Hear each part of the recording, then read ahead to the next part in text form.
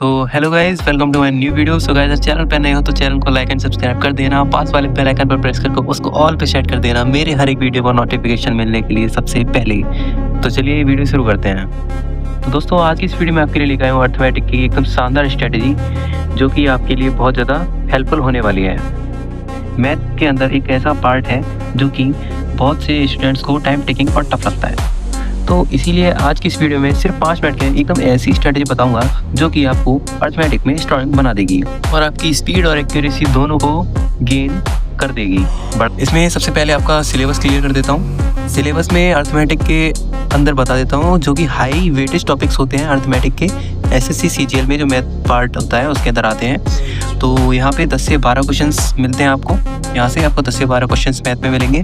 तो टॉपिक्स ये रहेंगे आपके परसेंटेज, प्रॉफिट एंड लॉस, साधारण ब्याज और चक्रवृद्धि ब्याज हैं ये आपके SICI, और यहाँ पे ratio and proportion, partnership, time and work, pipe and system, time, speed and distance, boat, stream, train, average, mixture and allegation. ये टॉपिक्स आपके हाईली ओरिएंटेड रहते हैं एग्जाम के लिए।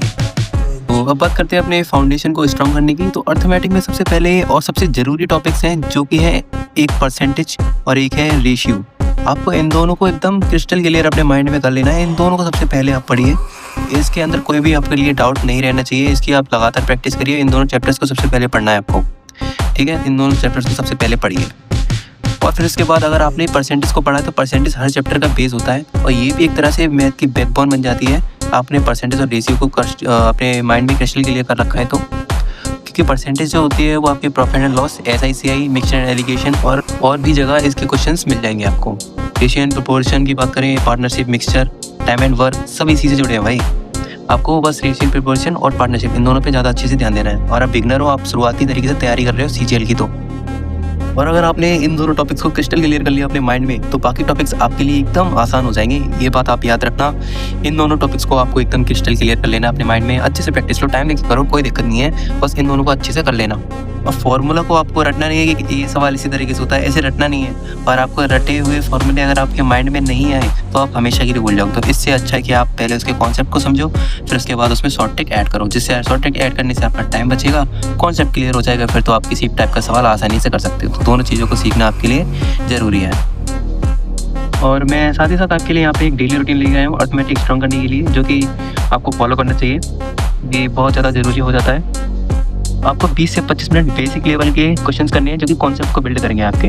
ये आप तब यूज़ कर सकते हो ये डेली रूटीन जब आपका बेसिक एकदम क्लियर हो चुका है, और उससे पहले आप करोगे तो आप क्वेश्चंस अटेंड ही नहीं कर पाओगे। इसलिए ये आपके बेसिक क्लियर होने के बाद आप इसको ट्राई कर सकते हो। और आपके बेसिक क्लियर नहीं आ रहा है, यदि आप बेसिक क्लियर कर रहे हो तो आप सिर्फ पहले वाली रूटीन को फॉलो करना, बेसिक लेवल के क्वेश्चन करना ओनली, जिससे आपका कॉन्सेप्ट बिल्ड हो जाएगा। सेकंड की बात करते हैं, 15 से 20 क्वेश्चन आपको डेली प्रीवियस ईयर्स क्वेश्चंस लगाने हैं, क्योंकि पैटर्न्स आपकी समझ में आ जाएगा जिससे कि किस लेवल के क्वेश्चंस यहाँ पर आते हैं। हफ्ते में आपको एक मॉक टेस्ट जरूर देना है। एक मॉक टेस्ट इसलिए मैं बोल रहा हूँ, मॉक टेस्ट का एक होना बहुत ज़रूरी है। या 1-2 या उससे ज़्यादा दो, उससे फ़र्क नहीं पड़ता, पर आप एक ना एक तो एक हफ्ते में मॉक टेस्ट दो, क्योंकि उससे आपकी स्पीड और एक्यूरेसी दोनों पता पड़ेगी। और साथ ही साथ उसके बाद आपको एनालाइजिंग करनी है या आपने गलतियाँ कहाँ करी हैं और सुधार कहाँ करना है, किस चैप्टर को आपको ज़्यादा ध्यान देना है। इसलिए आपको एक मॉक टेस्ट जरूर देना है।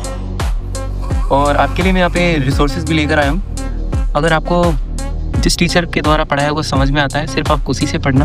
मैं सिर्फ आपको सजेस्ट कर रहा हूँ कि ये टीचर्स पे अच्छे से आपका अर्थमेटिक क्लियर करा देंगे, बेसिक क्लियर करा देंगे। सिर्फ इसीलिए मैं इन टीचर्स को लेकर आता हूँ। मैं पहले टीचर है अपने राकेश यादव सर, क्योंकि कॉन्सेप्ट को क्लियर करा देंगे आपको और शॉर्ट ट्रिक्स आपको समझा देंगे अच्छी तरह से। फिर आते हैं किरण SSC मैथ। ये एग्जाम लेवल प्रैक्टिस हो जाती है यहाँ से। एक बुक आती है और ये आपको यूट्यूब पर भी मिल जाते हैं। और मैं आपको एक बार फिर से बता देता हूँ कि जिस टीचर का आपको पढ़ाया हुआ समझ में आए, सिर्फ आप उसी टीचर से पढ़ना। ऐसा नहीं करना कि जो बच्चे ऐसा नहीं करना कि भेड़ चाल चल रही है भाई, जो टीचर फेमस है सिर्फ आप उसी पे जा रहे हो, ऐसा नहीं।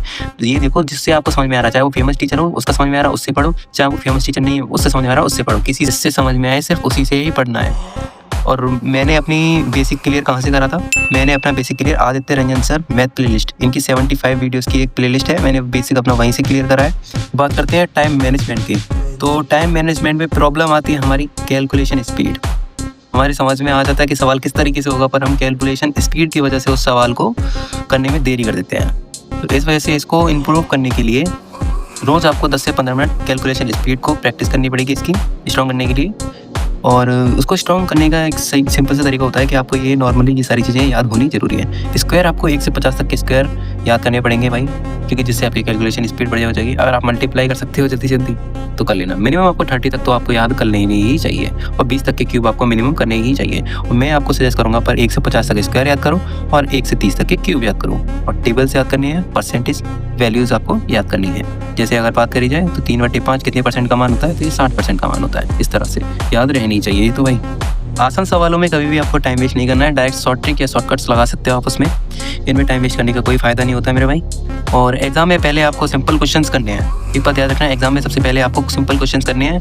आपको ऐसा नहीं करना कि पहला क्वेश्चन आगे सबसे पहले इसी को करूँ। अगर वो सिंपल है तो उसको करना है, अगर वो मुश्किल लग रहा है, आपको कठिन लग रहा है थोड़ा सा, तो उसके बाद आपको उसको स्किप कर देना है। तो लास्ट में टाइम बचता है, उसके बाद आप कर सकते हैं। पहले आपको सिंपल क्वेश्चन ही करने हैं।